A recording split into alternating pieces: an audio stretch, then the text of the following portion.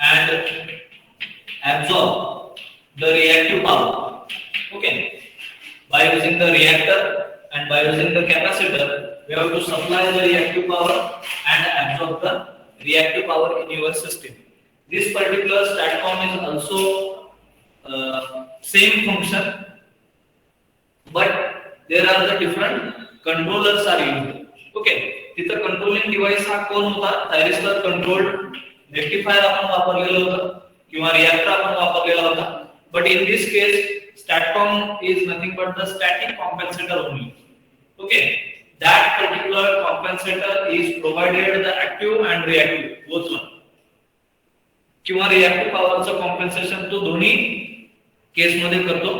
तिथं आपण थायरिस्टर वापरलेला नाहीये, तिथं आपण काय वापरलेला आहे? Synchronous voltage source is. Okay, and such type of device is known as the PWR inverter. इन्व्हर्टरचं काम काय आहे? सिंक्रोनस व्होल्टेज सोर्स म्हणून त्याला आपण इन्क्लूड करतो किंवा आपण यूज करतो. Okay, firstly we have to draw that figure first on the board, and after that one we have to discuss that diagram. Okay, one by one. Firstly, you can draw also that figure. Online students, you can also draw that figure.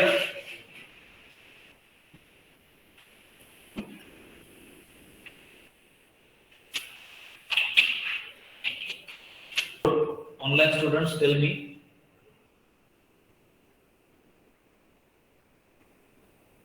Is it visible to you?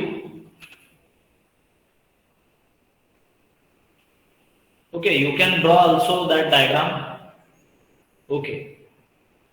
Now, we are going to discuss the STATCOM. What is meant by STATCOM? It is a static compensator. This word divided into the two parts, static and compensator. Why it is a static? Because there is a no rotating part again in this also.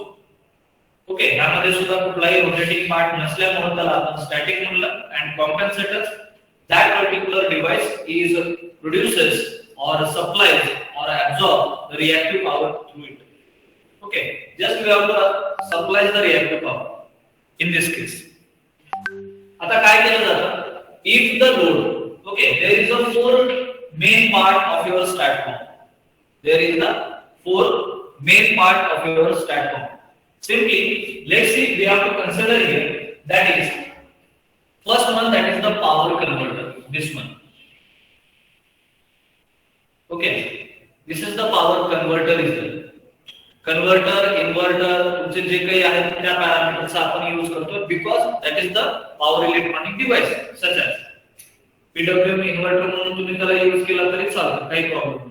Power converter म्हणजे काय? त्याचं meaning फक्त आपण एक consider word consider केलं. Actually, तिथं काय use केलं जातं? PWM inverter. Second one, that is the capacitor is there. Second part is nothing but your capacitor. First part is nothing but your converter or inverter. Okay, this is the DC capacitor which is stored into this. DC is a DC system or DC supply is stored in this capacitor. Okay, and this capacitor is directly connected to the controller. Okay, that is the control system or controller, and this controller receives the input from this particular step or step transformer. Okay, this is the third part of your system. Step up transformer is there, and fourth part is your controller. This STATCOM is divided into the four parts. First one, power converter or power inverter म्हणून आपण त्याला. First part is your power inverter. Second part is your DC capacitor. Third part is your step up transformer. And fourth part is your controller. Okay, understand that one? STATCOM ला आपण कोणत्या चार part मध्ये divide केलेला आहे? Tell me everyone. Online students, tell me how many parts are carried out from this STATCOM? How many parts? Give me the answer. किती part मध्ये आपण डिवाइड केलं त्याला?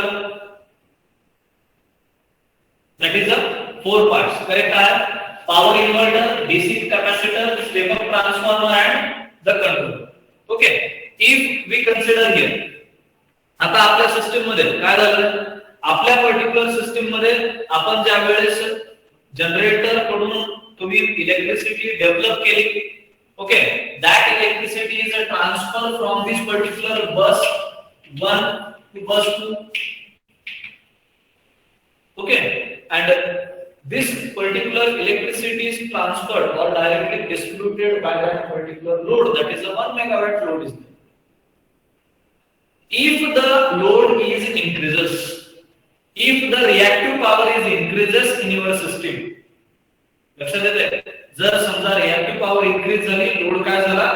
इन्क्रीज झाला, वाढला generator. If the load is increases, then how much the effect, किती effect होतो तिथं? व्होल्टेजला पर्टिक्युलर थोडंफार तुम्ही काय करता? कमी करता किंवा आपोआप तुमचं व्होल्टेज काय होतं? डिक्रीज होतं. That V2 starts to decreasing. Okay, in this case, receiving end voltage is starts to decreasing. We have to need to increase that voltage up to the certain value. आपल्याला काय करायचं आहे? आता ह्या V2 ला increase करायचं आहे and this particular reactive power is starts to increasing. Okay, आता आपल्याला काय करायचंय? ह्या रिएक्टिव्ह पॉवरला काय करायचंय? लीडिंग पॉवर, म्हणजे जी काही लीडिंग पॉवर आहे ती पर्टिक्युलर लीडिंग पॉवर तुमची काय करायचं? तुम्हाला इन्क्रीज करायचं. We have to increase that leading power. Okay, getting my point. Then how the such a type of STATCOM runs? Okay, function कसं होतं तिथे जनरली? जर समजा आता पर्टिक्युलर तुमचं व्होल्टेज हे कमी झालं, okay, means static compensator means in this case, okay, in this case there is a reactive power is supplied by that particular device. लक्षात येते? हा जो पण आहे तो पर्टिक्युलर काय करतोय? तुमचा एक्सेसिव्ह व्होल्टेज म्हणा किंवा तुमचं जे काही व्होल्टेज V2 चं कमी भेटत होतं तुम्हाला, ते व्होल्टेज तुम्हाला काय करायचं? आता जास्तीच पाहिजे.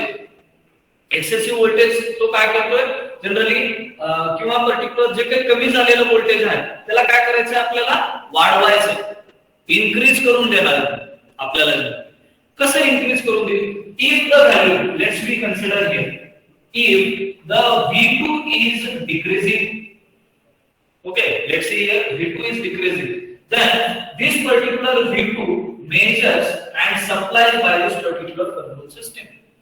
तो जो लोड आहे त्याचा कनेक्ट केला जातो.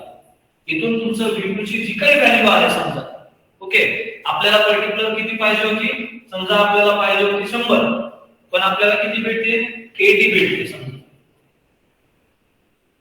ती व्हॅल्यू डायरेक्टली कुठे जाते? तुमच्या कंट्रोलरला.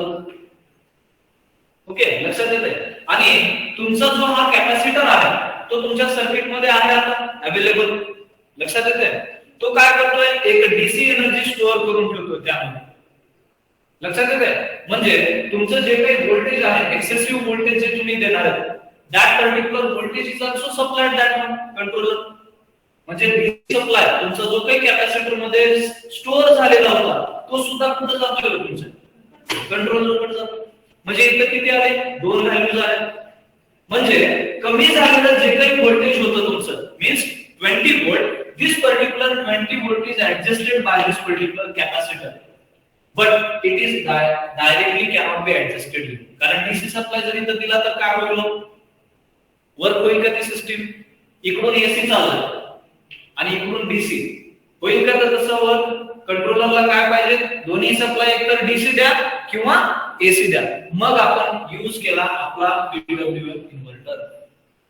तुम्हाला जे 20 व्होल्ट कमी पडत होतं, that particular 20 volt is generated by this capacitor, and this DC capacitor is linked with this inverter. And what is the output of that inverter? AC. Okay, DC चे conversion तुम्ही कशात करताय? AC मध्ये करताय. Means this capacitor supplies the excessive voltage or stored voltage or run by the inverter. तो capacitor काय करतोय? Store झालेला पर्टिक्युलर डीसी व्होल्टेज तो काय करतोय? रन करतो. म्हणजे यूज करतो इन्व्हर्टरच्या इनपुटला देतो. Okay, means this DC voltage VDC. That voltage is starts. Okay, आता इन्व्हर्टर पर्टिक्युलर रन झाल्यानंतर काहीतरी व्होल्टेज तुमचं थ्री फेज येणार असेल, लक्षात येत आहे. and that voltage is directly given to your step up transformer, and again this transformer increases that voltage at a certain value and directly supplied to this particular load. लक्षात येत आहे. म्हणजे cycle complete झाली, इथून voltage 80 आला, कंट्रोलरला गेलं, controller through आपण काय केलं, आपल्याला रिक्वायरमेंट कितीची होती 20 व्होल्टची. This particular requirement is fulfilled by this capacitor DC. कुठून तरी सोर्स राहायला पाहिजे ना, पर्टिक्युलर व्होल्टेज कुठून तरी यायला पाहिजे जनरली. कमी पडलेलं व्होल्टेज कुठून तरी आपल्याला ट्रान्सफर तर करावं लागेल. ओके, आणि तेच ट्रान्सफर कोण करतो मग this 20 voltage where 20 volt voltage is there. This voltage is directly given to your PWM inverter. Pulses or inverter produces the three phase voltage. Okay, requirement जे काही requirement आहे तुमची ती requirement असेल and directly is transferred to that transformer. Okay, getting my point? After that one, this transformer is directly connected to your load. लक्षात येते. आणि लोडला पर्टिक्युलर तुम्हाला जे काही व्होल्टेज तुमचं पाहिजे होतं ते तुम्ही सप्लाय केलं. Getting my point? Reactive power is a supply. Voltage जर तुमचं वाढत असेल, receiving end voltage is increases. Voltage कधी वाढतं? ज्यावेळेस तुमची रिएक्टिव्ह पॉवर काय झाली, इन्क्रीज झाली. Which type of power? That is the leading reactive power supplied by this particular overall compensator. तुमच्या स्टॅटिक कॉम्पेन्सेटरने काय केलं, रिएक्टिव्ह पॉवर जी काही leading reactive power is supplied by this particular capacitor. लक्षात येते. हा तर व्होल्टेज जनरेट करतोय 20 व्होल्ट, सोबतच तो काय करतोय, अननेसेसरी जी काही पॉवर आहे तुमची रिएक्टिव्ह पॉवर ती काय करतोय, किंवा रिक्वायरमेंट जी आहे रिएक्टिव्ह पॉवरची तो काय करतोय, तो सप्लाय करतोय. लक्षात येते. समजतंय का तुम्हाला? That is the actual working of a STATCOM. मी काय म्हणलं, सुरुवात कुठून केली? There are the four types of parts of that particular STATCOM. कोणकोणते पार्ट आहेत? PWM inverter, DC capacitor, step up transformer आणि कंट्रोलर. कंट्रोलरचं काम काय आहे? Just control that voltage. How much amount is required to supply that load. किती अमाउंटचं voltage तुम्हाला कमी पडलंय त्यामध्ये कंपॅरिझन करणं आणि त्याला कंट्रोल करण्याचं काम. एक्सेसिव्ह व्होल्टेज झालं, आता कमी पडलं, एक्सेसिव्ह झालं तर काय होणार? If the load is slightly decreasing. आता काय झाला, लोड वाढल्यानंतर तो व्होल्टेज सप्लाय केला.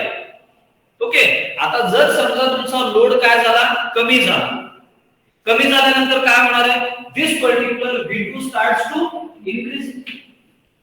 V2 starts to increasing, and if V2 starts to increasing, then this particular value becomes 120. लक्षात येते? समजतंय general? This value starts to become 120. Means आपल्याला रिक्वायरमेंट कितीची होती? 100 volt. There is a 20 volt is greater. This 20 volt directly supply to this one. 120 volt तर आला इथे. आपल्याला रिक्वायरमेंट कितीची होती? 100. There is 20 volt is there. This 20 volt charging this capacitor. तो काय करेल? कॅपॅसिटरला काय करेल? चार्ज करेल. लक्षात येतंय? समजतंय जनरली? एक्सेसिव्ह व्होल्टेज जे होतं 20 volt, that particular 20 volt starts to charging of this capacitor. आणि कॅपॅसिटर चार्ज झाला, एनर्जी स्टोअर झाली. जेव्हा गरज आहे तेव्हा पर्टिक्युलर कॅपॅसिटर काय करेल? तो चार्ज झालेला व्होल्टेज तो काय करेल? इकडे ट्रान्सफर करेल कंट्रोलर. म्हणजे कुठून घेतलं का? कुठला सोर्स लावला का? एक्सेसिव्ह दुसरा कुठला ट्रान्सफॉर्मर लावला का? तिथं नाही.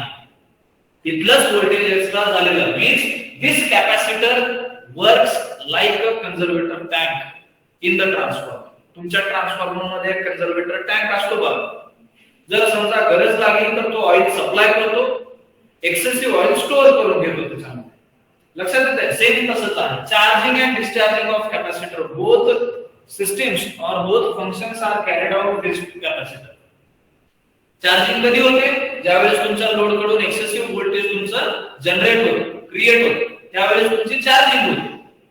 If the requirement of voltage increases, how much? That is the 20 volt. 20 volt जर समजा तुमची रिक्वायरमेंट असेल तर ती रिक्वायरमेंट फुलफिल करण्यासाठी this particular capacitor starts to discharge. Getting my point? Online students, tell me. Understand that bit? त्यालाच control करायचं ना आपल्याला. कंट्रोलरचं काम काय आहे? This particular input starts to this one. Okay, आता जे काही पल्सेस आहेत तुमच्या, म्हणजे समजा 3 कॅपॅसिटर आहे, सॉरी 3 एससीआरस असतील किंवा 6 एससीआरस असतील. 3 फेज म्हटलं तर आपण 6 कन्सिडर करतो. जर समजा 6 एससीआरस पल्सेस जनरेट करायचे, त्या पल्सेस कोण जनरेट करतो? तुमचं कंट्रोलर. इथून त्याची विड्थ ही सेट होते जनरेट, आणि ती पल्सेस हे कुठून डिसाइड होणार? ह्या 20 व्होल्ट पासून. इकडून 20 व्होल्ट आला की तो काय करतो? तुमच्या पर्टिक्युलर पल्सेसला ऍडजस्ट करतो आणि तेवढ्याच पर्सेंटेज मध्ये किंवा तेवढ्याच फंक्शन मध्ये तेवढंच आउटपुट तुम्हाला ट्रान्सफॉर होणार.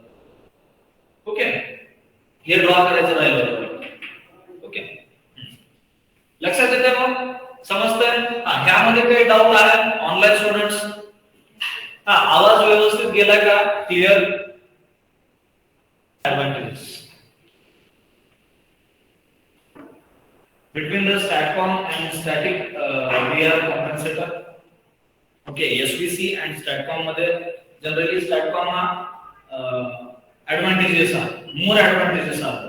ओके, म्हटलं तर ते ऍडव्हांटेजेस आपण वन बाय वन बघू. Reactive component which is used in your STATCOM are much smaller than those static VR compensator. Okay, means SVC and STATCOM मध्ये जनरली STATCOM मध्ये जो रिएक्टिव्ह कंपोनेंट तुम्ही वापरता, that particular component is much smaller. कमी particular reactive power तुमची ही loss होते generally. Okay, कमी power particular किंवा कमी रिएक्टिव्ह कंपोनेंट तुमचा तिथं लॉस होतो. ओके, किंवा यूज होतो. Simple. Next one, characteristics of STATCOM are superior. जे कॅरेक्टरिस्टिक्स आपण आता बघितले तिथं पोर्शन. ओके, एक व्ही कर्व होता आणि एक यू कर्व होता. ओके, ते दाखवतो मी जनरली नंतर. Output current of STATCOM is controllable up to the maximum capacity limit. Means जो काही करंट तुमचा STATCOM मध्ये डेव्हलप होणार आहे तो कंट्रोल करता येतो मॅक्सिमम लिमिट पर्यंत. ओके, तसं पर्टिक्युलर तुमच्या एसव्हीसी मध्ये नाही. एसव्हीसी ओके, तिथं काही नाही. तिथं पर्टिक्युलर कोण कंट्रोल करताय? थायरिस्टर रिएक्टर कंट्रोल करतो. इथं तुमचा पूर्ण करंट हा कंट्रोल करता येतो. Okay, all over current maximum range पर्यंत तुमचा करंट तुम्हाला कंट्रोल करता येतो. Next, the better transient response in order to quarter cycle. तुमच्या ऍडव्हांटेजेस कशासाठी लागतात? जनरली एमसीक्यू मध्ये तुम्हाला मॅक्सिमम टाइम या अशा टाइपचे ऍडव्हांटेजेस विचारले जातात, म्हणून मी प्रत्येकीचे ऍडव्हांटेजेस घेतो.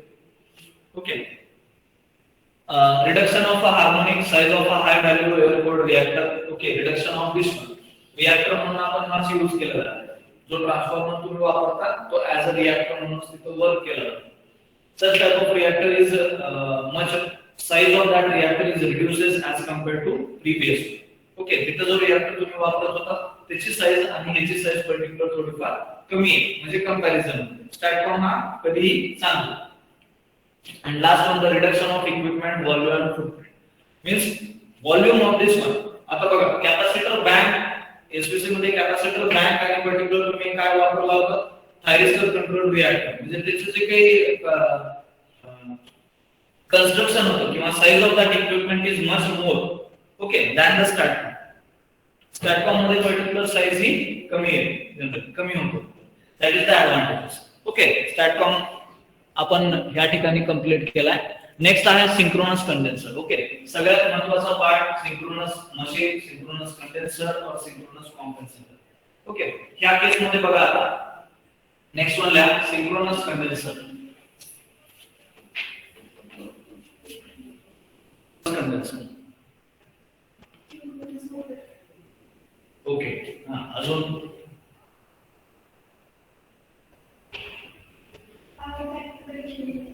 Okay, power factor correction device correct आहे ना. अजून काय सांगते? हा टेल मी ऑनलाईन स्टुडंट्स आहेत तिथे कॅपॅसिटर म्हणून आपण यूज करतो. ओके अजून condenser is a device, okay, which improve the quality of your power system. Synchronous condenser हा असा डिव्हाइस आहे किंवा एक सिंपल मशीन आहे. ओके सिंक्रोनस मशीन म्हणजे सिंक्रोनस कंडेन्सर सिंपल. ओके काही असं काही एवढं मोठं लार्ज कन्सेप्ट नाहीये ते आपण अगोदरही बघितलेलं आहे. Such type of machine or such type of a generator, not a synchronous motor, we have to consider here generator because we have to supply the power. Okay, motor he supply करते का power? नहीं. Synchronous generator is also called as a synchronous condenser. Okay, synchronous generator.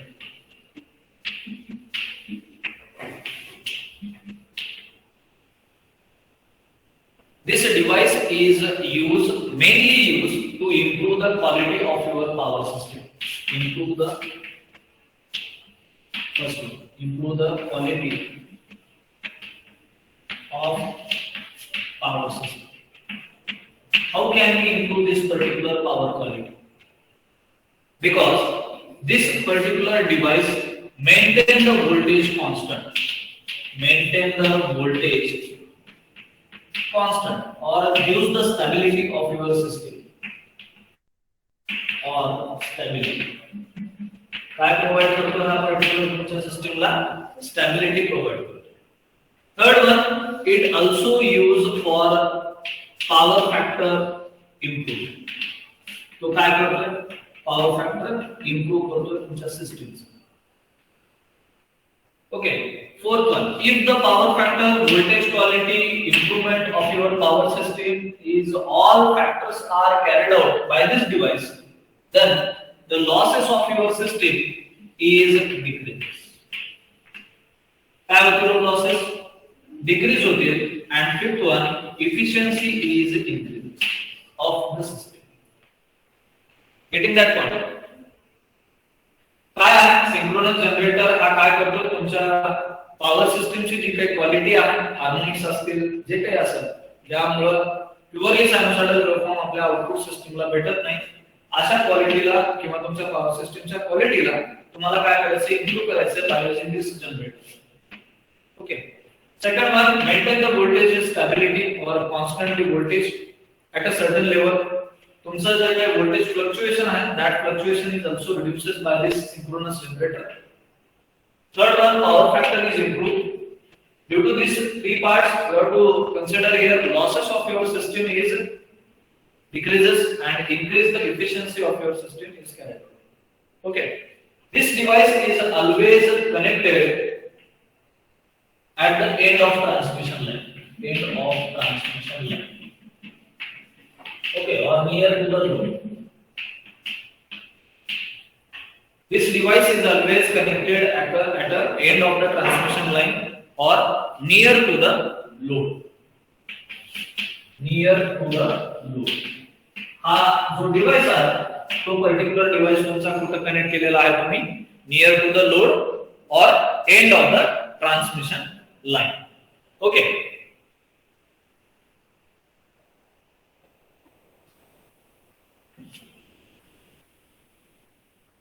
it supplies the VAR power into the system. Okay, 6 1 7 8 हे point आहे जे आपण one by one discuss करतोय.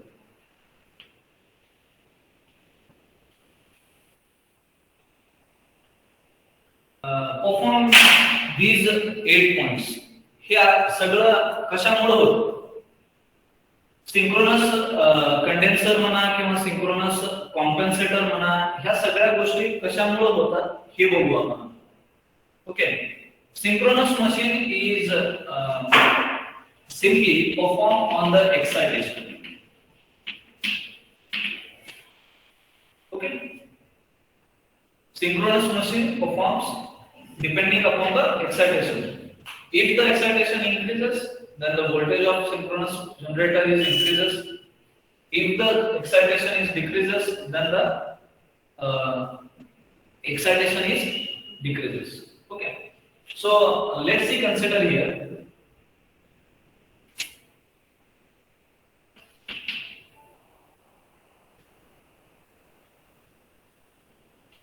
Synchronous condenser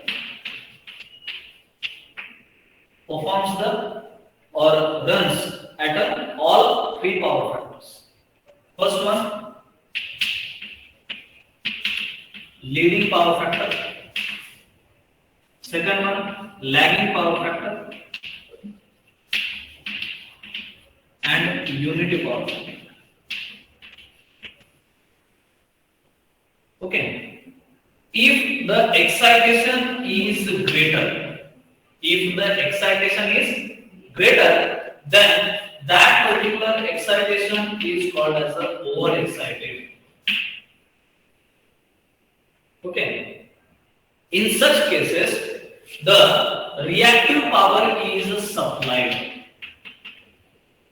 Q is supplied by this case. Okay, reactive power he supply केली जाते due to the overexcitation of a synchronous condenser, and which machine or which compensator, okay, that performs the leading power. In second case, that excitation is known as the under-excited. Okay, that excitation is called as the under-excited, and in such case the Q is absorbing. Okay, absorbing is coming on. And a unity power factor is known as the normal excitation.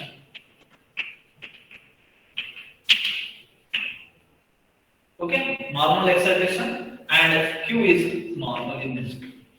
जेवढा पाहिजे तेवढा आहे. Okay, लक्षात येते, समजतं general. मग IF is increases, IL greater than IL, less than IL. Okay, IF field current.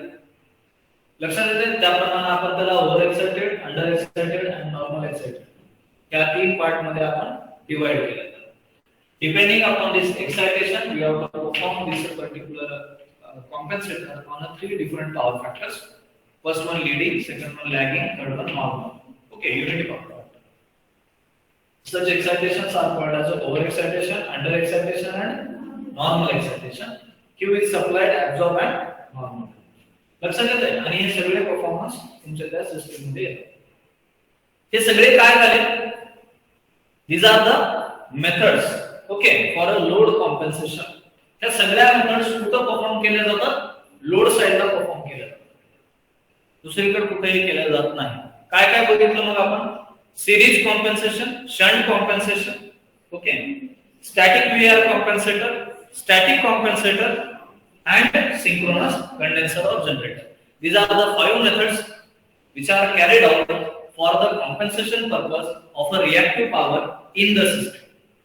G reactive power तुम्हाला compensate करायचं आहे त्यासाठी ह्या डिफरंट मेथड्स आहेत, त्या वन बाय वन आपण कॅरीड आउट केलेल्या आहेत. According to your syllabus that particular methods are also introduced in that syllabus. Okay, म्हणून त्या मेथड्स आपण घेतल्या. लक्षात येते, समजतंय मग? हां, गेटिंग दिस बीट आल्सो. टेल मी, आपण त्या स्लाइड मध्ये सुद्धा तेच सांगितलेलं आहे. ओके, जर तुम्ही स्लाइड्स वाचला जनरली तरी त्यामध्ये हेच सगळ्या बीट आहेत, 8 पॉइंट्स हेच डिस्कस केलेले. ओके, हां, समजतंय सगळ्यांना? Online and offline both one. Okay, मी ऑनलाइनलाच विचारतोय असं नाही, ऑफलाइनला सुद्धा विचारतोय. समजतंय का सगळं व्यवस्थित? काही प्रॉब्लेम आहे यामध्ये? हां, काही डाऊट आहे? टेल मी. आज चालू करायचं होतं जनरली. 1 मिनिट, मी कंटेंट बघतो जर असतील available. This one. Okay, reactive power generation by turbo generator, synchronous compensator, reactor, capacitor, static compensators. Okay, such bit we have to explain there. Excitation control सुद्धा आपण कंप्लीट केलेला आहे इथं. Let's see here this one. Okay, excitation चे types आपण बघितलेत का नाही? एक्साइटेशन चे नाही बघितले. ओके, उद्या आपण वाटलंच तर हे सिस्टीम व्होल्टेज, रिएक्टिव्ह पॉवर आणि generation of reactive power bye synchronous machine and excitation control, हे 2 पॉईंट आपण वाटलंच तर उद्या बघू.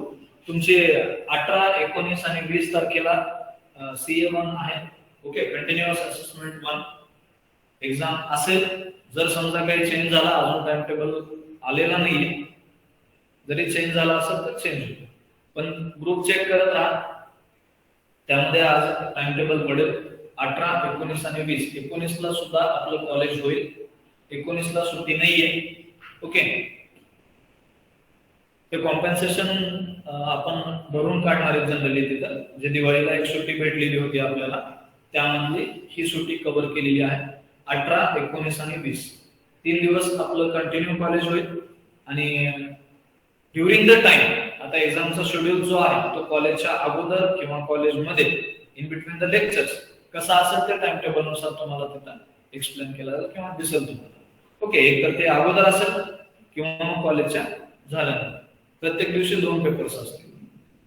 ओके, 10 मार्कची टेस्ट आहे, 10 MCQs are there, 30 minutes duration. Okay, आपल्या साठी तुमचे 2 चॅप्टर्स झालेले आहेत. Okay, first one and second, economic operation of power system and load frequency control. Okay, load flow studies 2 chapter झालेले आहेत. त्याच्या रिलेटेड जे काही शिकवलेलं आहे त्याच्या बाहेरचं काही येणार नाही. नोट्स पर्टिक्युलर रविवारपर्यंत तुम्हाला सबमिट केले जाते. ओके, आज आणि उद्याचा असाइनमेंट्स सोबतच दिली जाईल. Okay, I will share the attendance link to you, everyone. You can give the attendance on your